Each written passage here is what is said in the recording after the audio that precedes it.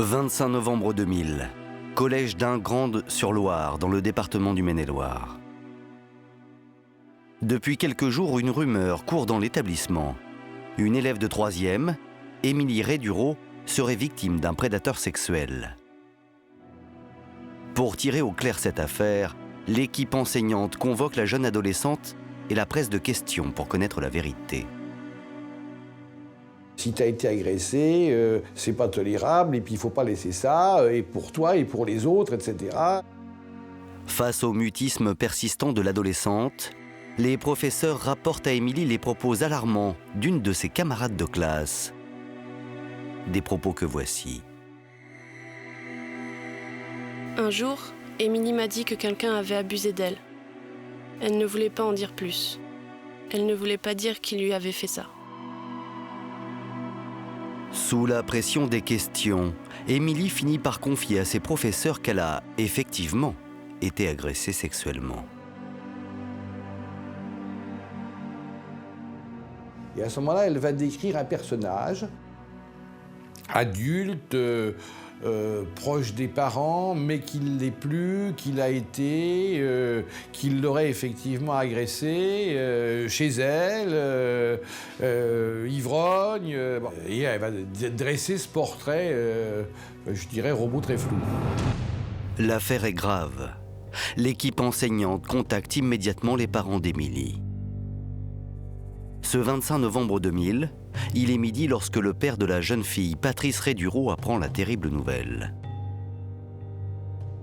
Quand vous entendez une chose comme ça, vous vous prenez une grande claque dans la gueule. Vous avez eu un accident de voiture déjà, voilà. Au moment de l'impact, vous le vivez, c'est tout. Immédiatement, les parents récupèrent leur fille et prennent la direction de la gendarmerie la plus proche. Et nous sommes allés à la gendarmerie pour faire une déposition. Il est 16h ce jour-là lorsque les Rédureau arrivent à la brigade de Varade. À la gendarmerie, on donne un signalement qu'a fait Émilie, c'est-à-dire un voisin qu'on ne fréquente plus, qui s'alcoolise énormément. Dans les locaux de la gendarmerie, Émilie ne veut toujours pas donner le nom de son agresseur. Mais pour ses parents, ce signalement leur rappelle quelqu'un, un certain Loïc Séché. Il a 40 ans, il est ouvrier agricole.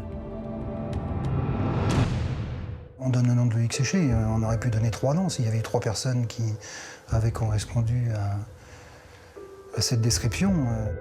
Alors, qui est cet homme que les parents d'Émilie désignent aux gendarmes? Loïc Séché est originaire de la Chapelle Saint-Sauveur, un petit village de 700 âmes, où habitent aussi Émilie et sa famille. Membre du comité des fêtes, Loïc côtoie pendant plusieurs années les parents d'Émilie et la porte de leur maison lui est toujours ouverte. Il est ami de la famille, il va souvent chez eux, ils vont boire un verre, enfin, etc. Il est reçu chez eux comme ça. Loïc Séché est donc un voisin. Il habite à quelques centaines de mètres dans cette maison située à la sortie du village. Âgé de 40 ans, il est toujours célibataire et vit avec ses parents.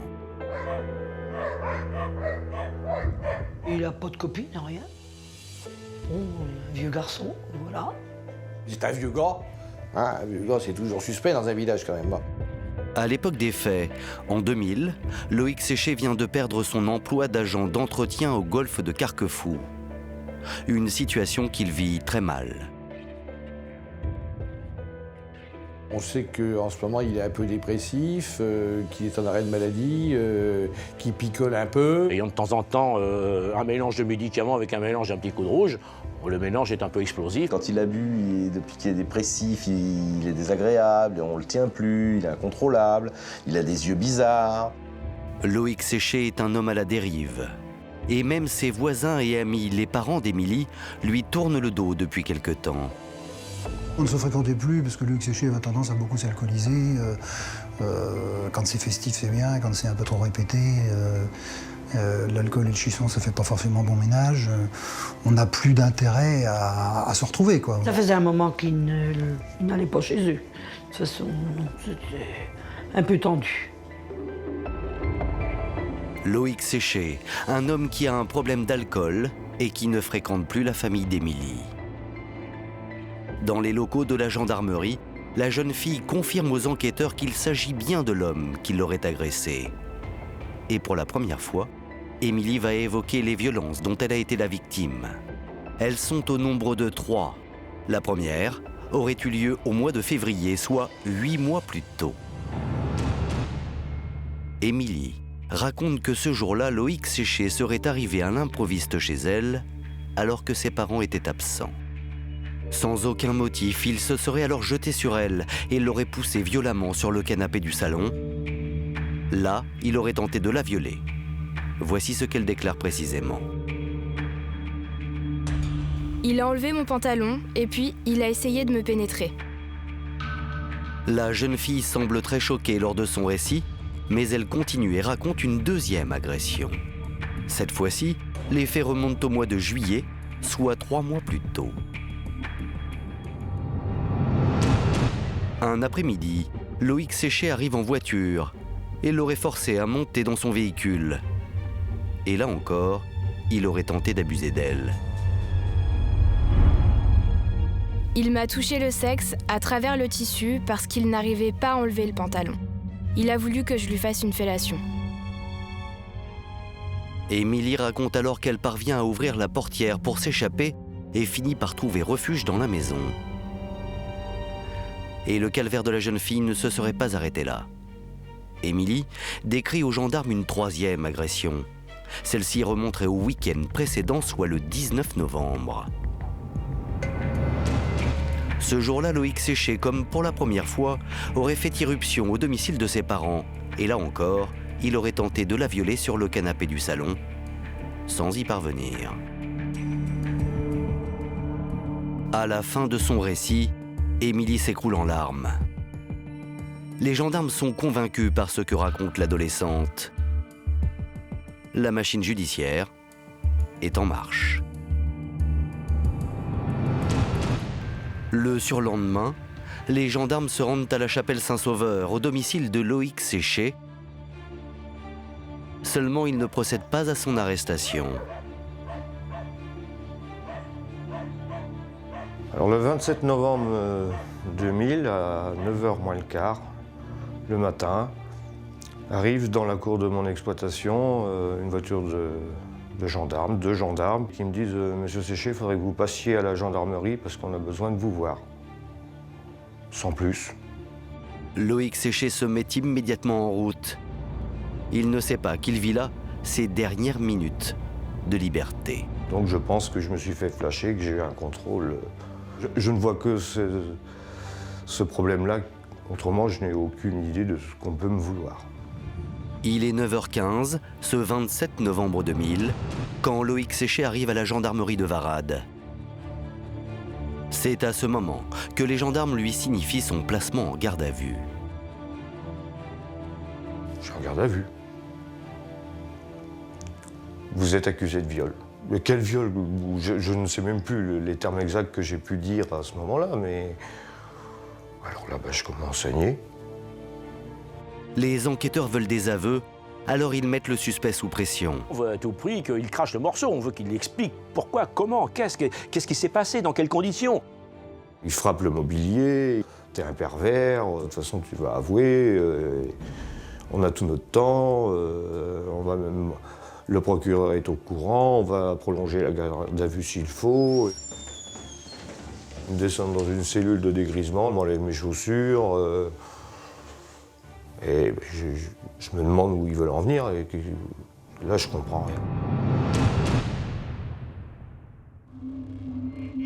Alors que Loïc Séché est en cellule, parallèlement, les gendarmes entament une enquête de voisinage. Et ils vont recueillir de nouveaux témoignages qui accablent un peu plus l'ouvrier agricole, comme celui de la compagne d'un de ses anciens collègues. Cette dame dit des choses absolument sordides, disant qu'il avait voulu presque la violer chez elle en absence de son mari. Voici les déclarations de cette femme. Il m'a dit « suce-moi ». J'avais cru mal comprendre et je lui ai fait répéter. Il m'a redit la même chose. Je me suis fait la réflexion en me disant qu'il violerait quelqu'un un jour. Et ce n'est pas le seul témoin à charge contre Loïc Séché. Puis il y a la femme du maire qui raconte qu'à l'occasion d'un bal, Loïc Séché lui a mis une main aux fesses. Même ses deux amis, ses amis avec lesquels il allait souvent en vacances, en sport d'hiver et tout, etc., le chargent comme c'est pas possible. Dans les locaux de la gendarmerie, après plus de 20 heures de garde à vue, l'interrogatoire reprend.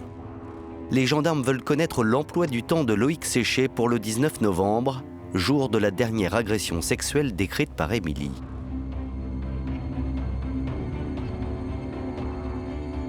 Et on me dit, qu'est-ce que vous avez fait le dimanche, je ne sais plus, 19... Le 19 novembre. 19 novembre, ouais. Donc n'ayant pas d'argument, n'ayant rien, ne pouvant absolument pas prétexter la présence de quelqu'un ou éventuellement ce qu'il aurait pu faire dans la demi-heure d'avant ou l'heure d'après, de façon à ce qu'on puisse attester telle ou telle chose, bon, il devient le coupable plus qu'idéal. Loïc Séché n'a donc pas d'alibi et il ne comprend pas pourquoi la jeune fille l'accuse. Émilie, j'invoque souvenir d'elle. Bon, c'est une enfant. Si j'allais chez eux, je disais peut-être bonjour, mais ça s'arrête là. J'ai jamais eu de conversation avec Émilie ni quoi que ce soit. Là, ça les a mis dans une colère noire. Et à partir de ce moment-là, je leur dis de toute manière, vous pouvez présenter tous les procès-verbaux que vous voulez. Maintenant, je ne signerai plus rien. Et j'ai refusé de répondre à toutes les questions. Et là, on m'a répondu, de toute façon, avec ce qu'on a, on a de quoi te coincer, espèce de PD, tu vas voir quand tu vas passer devant la juge d'instruction. Face aux terribles accusations d'Émilie, pour les enquêteurs, les dénégations de Loïc Séché sonnent faux. À l'issue des 48 heures de garde à vue, le suspect est déféré devant un juge d'instruction qui lui signifie sa mise en examen. Loïc Séché est accusé d'agression, de viol et d'attentat à la pudeur sur mineur de moins de 15 ans. Des faits d'une extrême gravité qui risquent de lui valoir de longues années de prison. Alors, pour alléger sa peine, on lui suggère d'avouer. Elle me dit, monsieur Séché, je viens de consulter votre dossier, c'est pas très clair, il vaudrait mieux avouer et passer en correctionnel plutôt que de risquer les assises. Et là, j'ai répondu catégoriquement, ce sera 20 ans ou rien. Loïc Séché continue à nier tout en bloc. Mais pour la justice, son sort est scellé. Il est incarcéré à la maison d'arrêt de Nantes.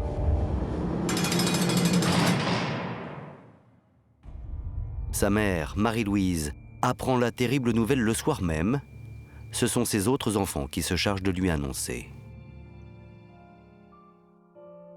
Maman, tu t'assois. Alors, forcément, ils m'ont dit ça. Loïc est incarcéré. Alors, ils m'ont expliqué le motif, bien sûr. J'ai crié, j'étais aux toilettes, j'ai vomi.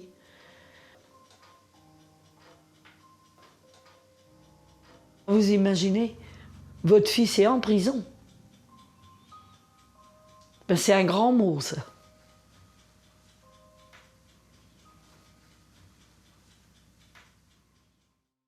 À la chapelle Saint-Sauveur, l'annonce de l'arrestation de Loïc Séché fait l'effet d'une bombe.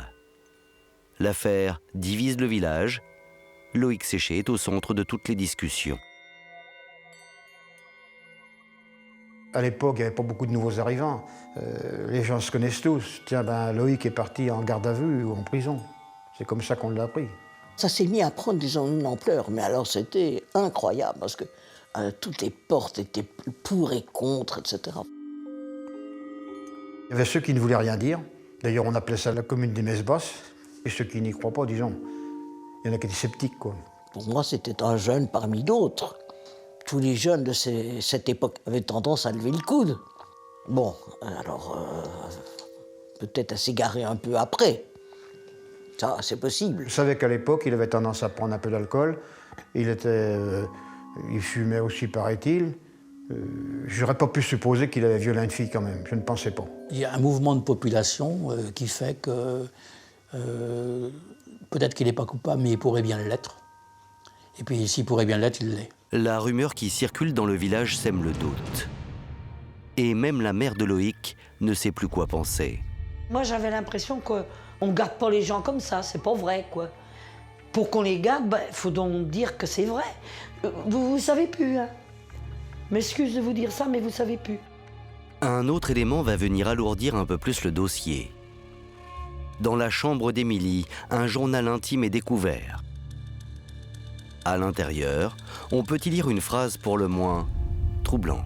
Moi, il y a une page, je me souviens, où il y a des dessins extrêmement morbides, où on a l'impression de représentations suicidaires. Et puis dans les dernières pages, dans les toutes dernières pages, avec un langage un peu elliptique, elle dit « Mais de toutes les façons, je ne peux plus, après ce qui s'est passé avec Loïc ». J'ai peur qu'on trouve ce cahier. Il me détesterait pour ce qui s'est passé avec Loïc. Pour la justice, cette phrase est une preuve supplémentaire de la culpabilité de Loïc Séché. Mais l'ouvrier agricole, lui, continue à nier les faits qu'on lui reproche. Alors, qui dit vrai? Émilie Rédureau ou Loïc Séché? L'examen médico-légal effectué sur la jeune fille n'apporte pas de réponse implacable. On ne va retrouver aucun signe de défloration. Elle est vierge. Ce qui pour nous n'est absolument pas le reflet qu'il n'y a pas viol, puisqu'un viol c'est peut-être beaucoup d'autres choses qu'une pénétration vaginale. D'ailleurs, le légiste termine son rapport en écrivant « Les déclarations de la victime sont compatibles avec les observations effectuées au cours de l'examen. » Les expertises accordent toute la crédibilité au dire d'Émilie. Un avis partagé par les experts psychiatres qui ont examiné la jeune fille. Les experts psychiatres disent que c'est une adolescente, peut-être fragile, mais qu'elle est crédible. Concernant Loïc Séché, l'expertise psychiatrique est encore plus catégorique. Les experts qui vont voir Séché vont dire que c'est un pervers. Introverti, instable, pouvant éventuellement avoir, des tendances pédophiles. Alors, Loïc Séché nierait-il l'évidence? Toujours est-il qu'au cours des mois qui vont suivre, Émilie va encore aggraver ses accusations. Elle va revenir avec son avocat chez le juge pour faire des nouvelles déclarations et porter de nouvelles accusations. Émilie ne dénonce plus des agressions sexuelles. La jeune fille dénonce maintenant des viols. Loïc Séché m'a sodomisé 2 fois, une fois au mois de mai 2000 et l'autre fois en juillet 2000. Ces actes auraient eu lieu lors des scènes qu'elle a déjà évoquées chez les gendarmes. Elle raconte qu'elle n'a pas eu la force d'en parler aux enquêteurs. Elle évoque des scènes qui sont assez pénibles à imaginer, quoi. Et elle explique que c'était tellement horrible dans son esprit d'avoir subi ça qu'elle ne pouvait pas avouer qu'elle avait subi ça.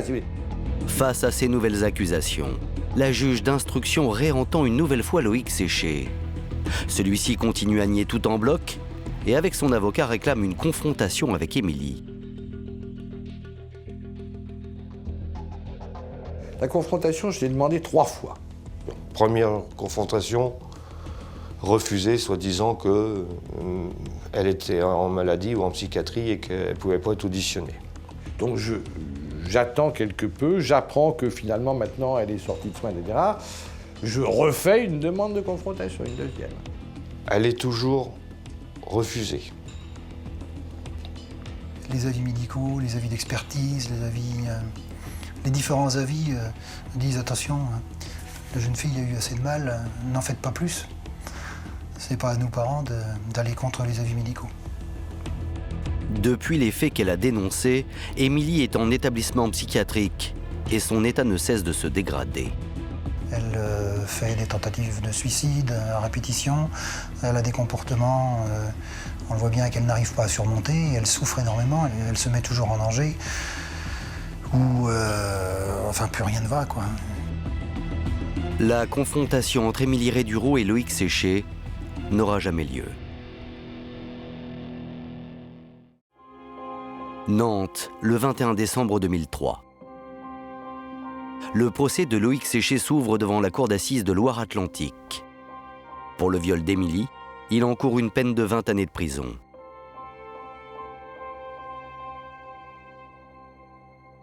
L'audience commence par le témoignage de l'adolescente. À la barre, Émilie est tétanisée. C'est la première fois qu'elle se retrouve face à son bourreau. Elle vient à la barre, c'est très difficultueux. Le président lui pose la question de savoir si elle serait plus à l'aise si on fait sortir Loïc. On fait sortir Loïc. Je refuse et mon avocat il me dit « Si, c'est mieux parce qu'autrement il va pas vouloir parler. » On vous sort de la salle? On me sort de la salle, oui.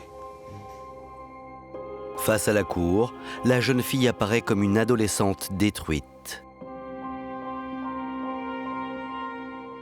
C'est toujours aussi difficultueux et on a une gamine très effondrée, très déstructurée psychologiquement. Qui tremble de partout, qui regarde par terre, voilà. Elle essaye tant bien que mal de décrire un peu ce qui lui est arrivé, mais avec des paroles qui sont très enfermées, quoi. Incontestablement, par le comportement qu'elle a à l'audience, apparaît comme une gamine effondrée, en souffrance, et qui génère, mais chez tout le monde, y compris chez moi, la compassion. Le témoignage d'Émilie a marqué les esprits. Quand Loïc Séché fait son retour dans la salle d'audience, les jurés sont convaincus de sa culpabilité et le comportement de l'accusé ne va pas les faire changer d'avis. Je continue à nier. Qu'est-ce que je veux faire autre chose? Loïc se défend mal. Mais il dit non, c'est pas vrai. Bon, mais non, ça s'est pas passé. Non, j'ai pas fait ça. Bon. J'ai toujours dit la même chose. Qu'est-ce que vous dites? Ben, je suis innocent. Puis c'est tout simplement. Qu'est-ce que vous voulez que je dise? Ben, quel mot faut employer pour dire qu'on est innocent? Si le mot innocent n'existe pas, dans ce cas-là, il faut le supprimer du dictionnaire. Qu'est-ce que vous voulez dire? L'attitude, froide et détachée, presque absente de Loïc Séché, est insupportable pour les parents d'Émilie qui y voient un aveu de culpabilité. Je ne sens pas une volonté de défense, je le vois stoïque, calme, c'est tout. Vous n'avez pas à ce moment-là envie d'exploser, de... Mais comment on fait pour exploser?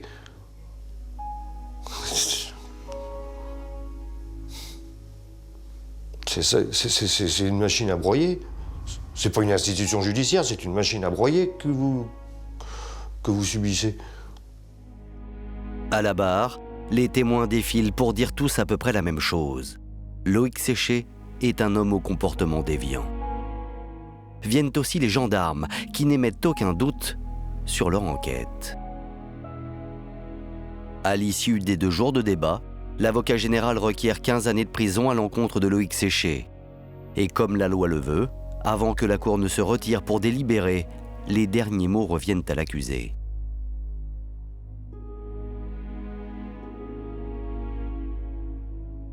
Le président Mahou le remercie tout le monde qui doit le faire, et là, il dit « Monsieur Séché, vous êtes le dernier à prendre la parole, comme la loi vous y autorise. Qu'avez-vous à dire ?» Alors là, Loïc, il se lève et il dit « Pour moi, il ne s'est jamais rien passé. » Et le « pour moi » est trop, dans l'esprit des jurés. C'est pas « je ne l'ai pas fait », c'est « pour moi, il ne s'est rien passé ». C'est tout. Point barre, il se rassoit, c'est tout ce que vous avez à dire, c'est tout, il se rassoit, c'est terminé. Là, de toute façon, je suis à peu près persuadé que je vais être condamné. Après 3 heures de délibération, les jurés rendent leur verdict. Ils déclarent Loïc Séché coupable et le condamnent à 16 années de réclusion criminelle. Une peine très lourde qui le laisse sans réaction. Mais il comprend pas. Il dit pas grand-chose, en fait. Il est sous le choc. Il répond pas, dit rien, atterré, il s'en va. Pour sa mère, qui après avoir douté un temps s'est persuadée de l'innocence de son fils, cette sentence est terrible. On ne peut plus parler. On pleure. C'est la seule réaction qu'on a eue, on pleure. On pleure, on pleure. On a été, au lieu d'aller faire les courses à Varannes, on a été tous les 2 les faire à Saint-Florent. Loïc Séché fait immédiatement appel de sa condamnation. Le 24 mai 2004, soit 6 mois plus tard, le procès en appel de Loïc Séché s'ouvre devant la cour d'assises d'Ille-et-Vilaine. À la barre, Émilie réitère ses accusations à l'encontre de Loïc Séché.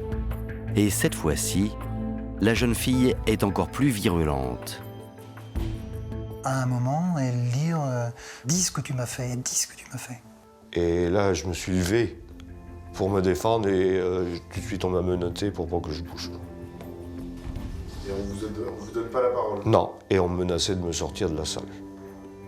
J'ai le sentiment d'un président encore plus fermé que celui que j'avais en première instance.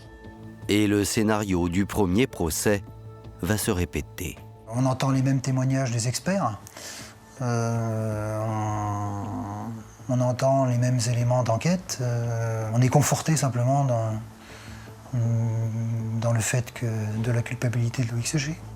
Et donc là, je me fais pas d'illusions, je n'y crois plus à mon acquittement.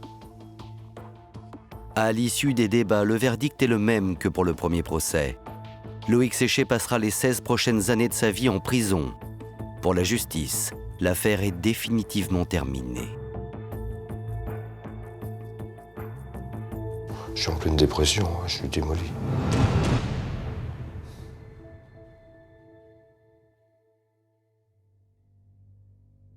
À la chapelle Saint-Sauveur, l'affaire Séché divise le village. Il y a d'un côté les pro-Séché et de l'autre les anti.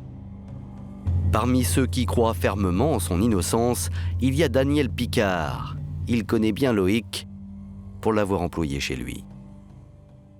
C'est pas possible que Loïc ait fait quelque chose d'aussi grave. S'étant confié à moi, je sais que Loïc est un peu introverti, mais à aucun moment on peut le confondre avec un pédophile. Il n'aura jamais eu l'idée de toucher un gamin, et qui plus est une gamine, et qui plus est mineur.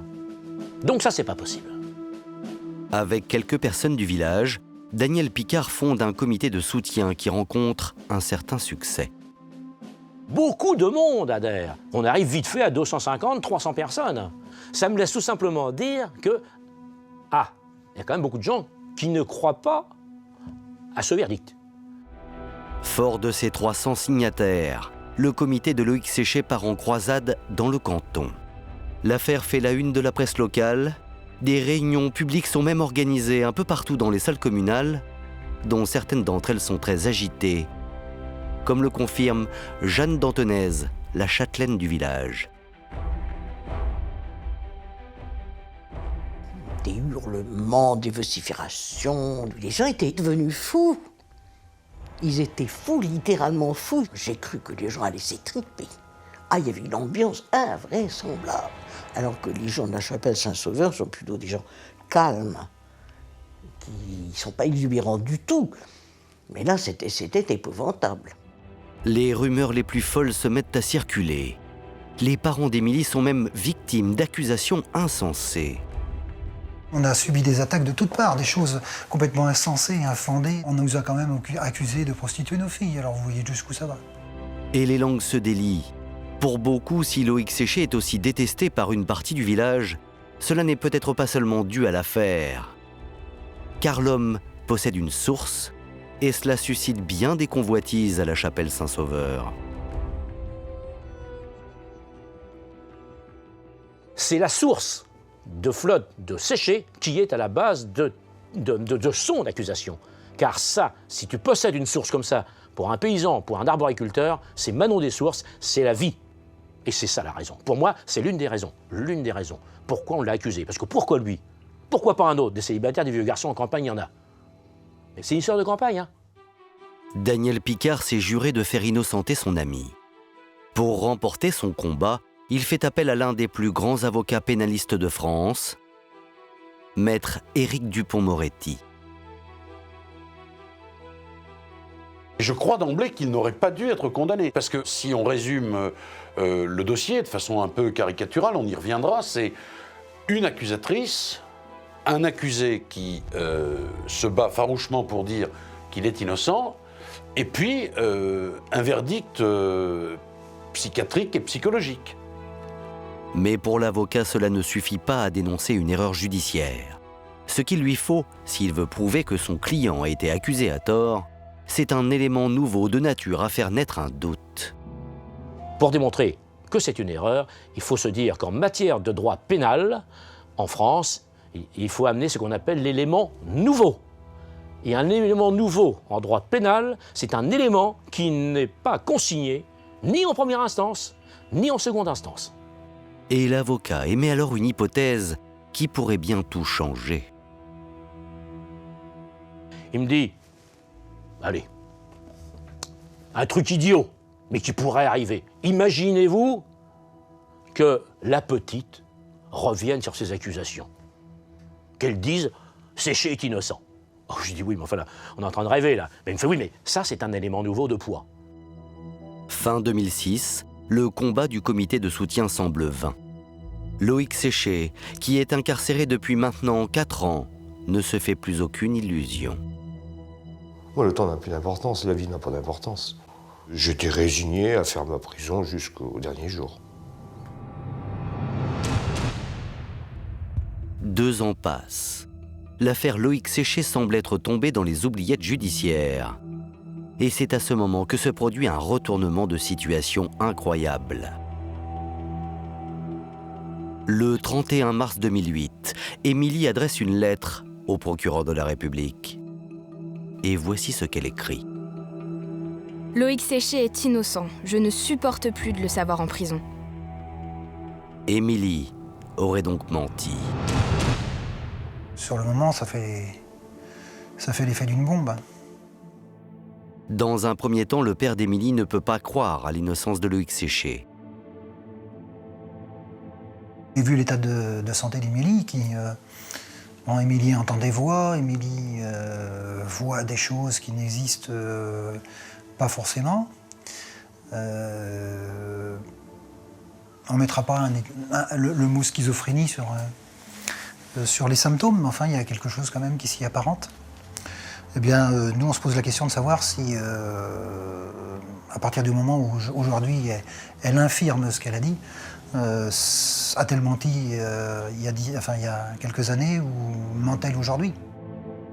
J'ai à ce moment-là la vision des choses, c'est qu'elle n'arrive plus à supporter son mal et elle essaye aussi de se persuader, et c'est un moyen pour elle de ne plus souffrir que de dire « il ne m'est rien arrivé ». Mais Émilie semble déterminée à changer le cours de cette affaire. Elle fait appel à une avocate, Maître de Oliveira, pour se faire entendre. Quand elle est venue me voir la première fois, elle venait avec la demande forte d'être entendue dans cette rétractation. Donc elle voulait rencontrer quelqu'un qui ne connaissait rien au dossier et qui pouvait peut-être commencer à la croire. Pour savoir si la rétractation d'Émilie est crédible ou non, l'avocate se plonge alors dans le dossier.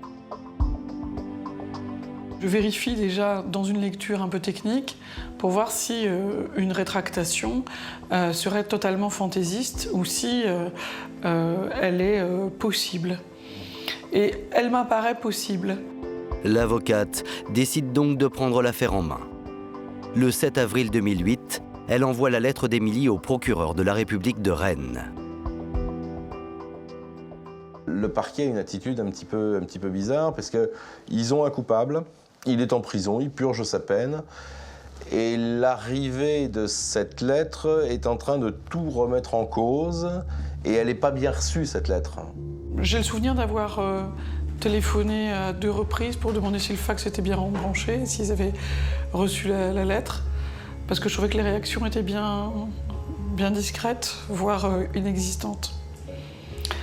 Et puis après différentes relances, une mini-enquête de gendarmerie a été diligentée avec une expertise psychologique d'Émilie pour voir si Émilie était crédible dans ses premières rétractations. Au terme de cette mini-enquête, la lettre d'Émilie est jugée recevable par le procureur. La justice va donc rouvrir le dossier Loïc Séché. L'ex-ouvrier agricole est incarcéré au centre de détention de Nantes depuis plus de 5 ans déjà, Et c'est lors d'un parloir avec son avocat qu'il apprend la bonne nouvelle. Émilie s'est rétractée. Ah, j'ai dit, ça y est. La divinité et la lumière a parlé. Pour Loïc Séché qui clame son innocence depuis le début, l'espoir renaît. Mais l'ouvrier agricole n'est pas pour autant blanchi. 6 mois plus tard, Émilie va donner à la justice une nouvelle version. Voici ce qu'elle déclare dans sa déposition. On peut y lire que la jeune fille maintient que Loïc Séché ne lui a rien fait et qu'elle a menti en l'accusant. Puis, Émilie évoque des attouchements qu'elle aurait subis au collège de la part de camarades. Ils m'ont même humiliée en pleine classe. Au début, je ne disais rien. Après, je faisais n'importe quoi. Je crois que c'est l'une des premières fois où elle rentre dans le détail, où elle explique ce qui s'est passé avec des élèves de son âge. Émilie décrit les violences qu'elle a subies au collège. Il parle notamment des cours d'histoire et géographie, lorsque le professeur projette des diapositives ou des vidéos et qu'il coupe la lumière. En réalité, elle va mettre en cause 3 de ses camarades de classe. Elle donne les noms cette fois-ci, et donc là encore, l'enquête va s'orienter vers ces 3 garçons. Ils vont absolument pas nier ce qui a été déclaré, ceci étant. Mais on peut pas. Ils sont tous mineurs à l'époque. La prescription, hein. Émilie n'a donc jamais été violée par Loïc Séché. Mais alors, pourquoi l'a-t-elle désignée ? Moi, je n'ai jamais douté qu'Émilie a subi quelque chose. Simplement, effectivement, oui, ça m'ouvre les yeux sur le fait que Émilie a très bien pu avoir quelque chose de la part de gens qu'elle n'a pas pu dénoncer à l'époque. Qu'elle n'a pas pu, je dis bien pu, et n'ont pas voulu. Celle-là traumatisée. Et c'est à travers ce traumatisme qu'elle ne voulait pas peut-être dire la vérité parce que les parents, entre eux, se connaissaient, etc. Et je crois que c'est ça qui a fait que... Donc elle s'est peut-être tout simplement réfugiée vers une description qui a emmené Loïc Séché là où il est, quoi.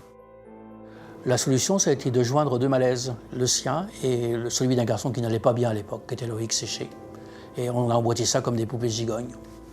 Mais personne ne s'était jamais posé la question pourquoi elle désignait Loïc Séché. Elle allait suffisamment mal, et Loïc Séché allait suffisamment mal pour qu'on croie que l'un était victime et que l'autre était coupable.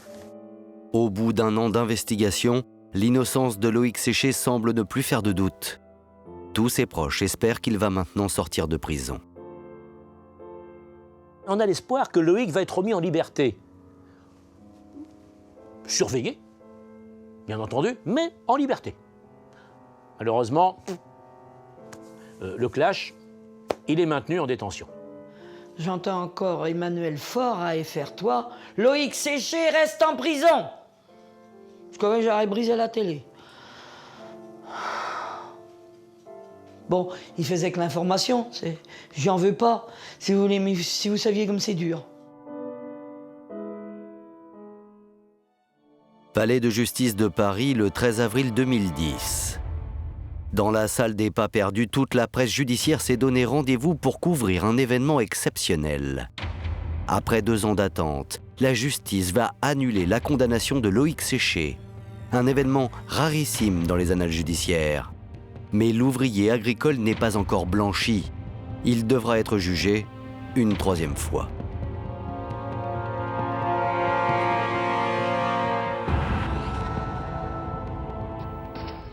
Le lendemain, le 14 avril 2010, après avoir passé plus de 7 années derrière les barreaux, Loïc Séché recouvre la liberté.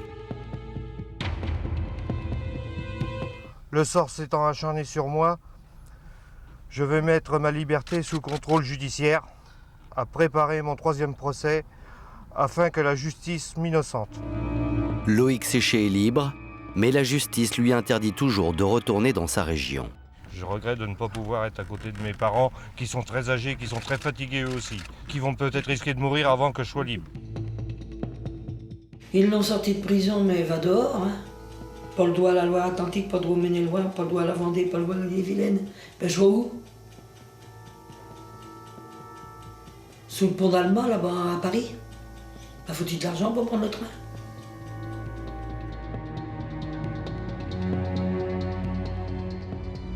21 juin 2011, soit plus de 3 ans après la rétractation d'Émilie, le procès pour l'innocence de Loïc Séché s'ouvre enfin devant la cour d'assises de Paris.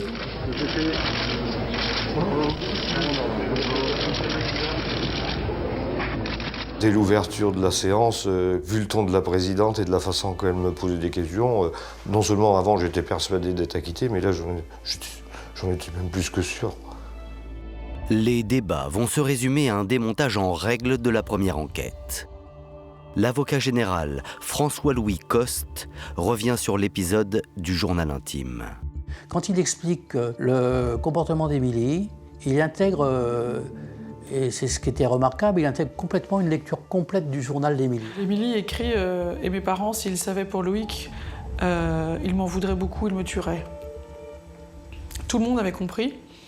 Si mes parents savaient que Loïc Séché m'a fait du mal, ils m'en voudraient terriblement de ne pas l'avoir dit. Et la présidente de la cour d'assises de Paris l'a compris, et je pense qu'elle a bien compris. Si mes parents savaient que j'ai menti concernant Loïc Séché, ils m'en voudraient, ils me tueraient. Après le carnet intime d'Émilie, c'est le travail des gendarmes qui est pointé du doigt par l'avocat général. Mis en cause, le directeur d'enquête. Le gendarme restait sur ses positions. Et quand l'avocat général, qui était en quelque sorte en plus presque son supérieur hiérarchique, lui disait « Mais là, vous n'êtes pas conscient que vous avez fait des erreurs, que vous auriez dû aller voir là ?» Je n'y ai pas pensé. Après le directeur d'enquête, les experts sont à leur tour mis en cause. À la barre, tous peinent à reconnaître leurs erreurs. Aucun n'a reconnu véritablement s'être complètement trompé. C'est oui, mais il y avait une ambiance, et puis c'est pas forcément de ma faute, c'est la faute de l'autre, et puis c'est pas moi, c'est le chef. Enfin, il y en a pas un qui a relevé le menton en disant bon ben voilà, on a fait une connerie, on était persuadé que, mea culpa, maxima culpa. C'est extraordinaire cette histoire. Si on n'a pas une gamine courageuse, qui va affronter tout ça, accepter de le faire, mais Séché, il purge encore à l'heure actuelle. Comme lors des 2 premiers procès, l'atmosphère devient presque insoutenable lorsqu'Émilie effectue sa déposition. Lorsqu'elle prend la parole, son père réalise à ce moment-là que sa fille avait accusé un innocent.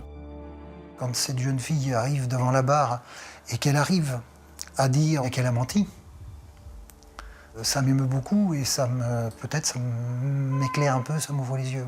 À la barre, Émilie explique comment elle s'est sentie prisonnière de ses propres mensonges. Dans un engrenage, elle n'a pas eu le courage, dit-elle, de dire la vérité. Elle explique comment elle ne peut plus faire marche arrière, comment tout ça la dépasse. Et puis, c'est une jeune femme qui est souffrante, une vraie souffrance psychiatrique. Donc ce long cheminement vers la vérité, qui est une souffrance aussi pour elle. Parce qu'il faut dire à des tas de gens, mais je vous ai trahi, je vous ai menti. Et quand elle arrive au terme de sa déposition, je suggère à ce moment-là à la présidente de la cour d'assises de donner la parole à Loïc Séché. Là, ils se lèvent, et ils sont tous les deux. Et tout le monde s'efface. Oui, j'ai parlé avec Émilie, oui. Est-ce que vous pouvez nous raconter ce que... Là, personne ne sait et personne ne saura. Ça reste entre Émilie et moi. Même la présidente, même l'avocat général, même mes avocats n'ont pas entendu. Personne n'a su, on était tous les deux. D'ailleurs, je pense qu'on n'avait même pas besoin de se parler. On se serrait l'un contre l'autre et c'est tout. Il y a eu des échanges de mots, mais ça... secret. Après ce moment d'une intensité incroyable, l'avocat général requiert l'acquittement de Loïc Séché. Et ce n'est pas tout. Au nom de l'institution judiciaire, il lui présente même des excuses officielles. J'ai eu un choc émotionnel assez important quand l'avocat général s'est adressé à moi. Le 3e jour, là... Racontez-nous pourquoi, qu'est-ce qu'il vous dit,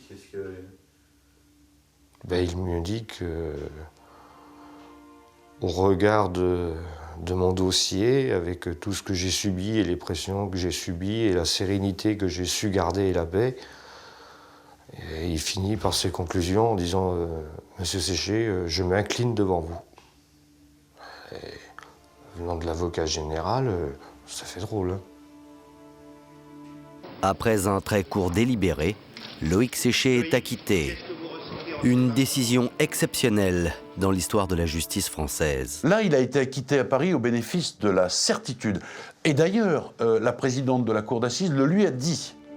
Elle a dit que c'était une décision qui était rendue à l'unanimité et que c'était pas au bénéfice du doute que c'était rendu, mais au bénéfice de sa véritable innocence. Moi, il y a bien longtemps que j'avais mes convictions. Je pense que c'est surtout pour elle que ça va lui apporter une libération. Depuis 1945, seuls 6 autres condamnés ont été blanchis par la justice. Loïc Séché est donc le 7e. Un événement extraordinaire qu'il aurait tellement souhaité partager avec son père. La pensée que j'ai à ce moment-là, c'est que mon père est parti. C'est plus du négatif que du positif. Marie-Louise pense elle aussi à Joseph Séché, le père, décédé 3 mois plus tôt. Jusque sur son lit de mort, il a espéré voir son fils innocenté. Alors, votre mari, pour vous, c'est le chagrin qu'il a emporté? Oh oui, ça c'est le lit d'hôpital. Il le criait à Angers. Il a été beaucoup à Angers, à l'hôpital. Et son dernier séjour, là, sur un palliatif à Ancenis, ce sont le lit d'hôpital demi-comateux, mais enfin il réfléchissait puisqu'il était là. Audience! Audience! Verdict! Mais c'était saccadé comme parole. Comateux. Je vous jure que c'est pénible. Pauvre père Joseph.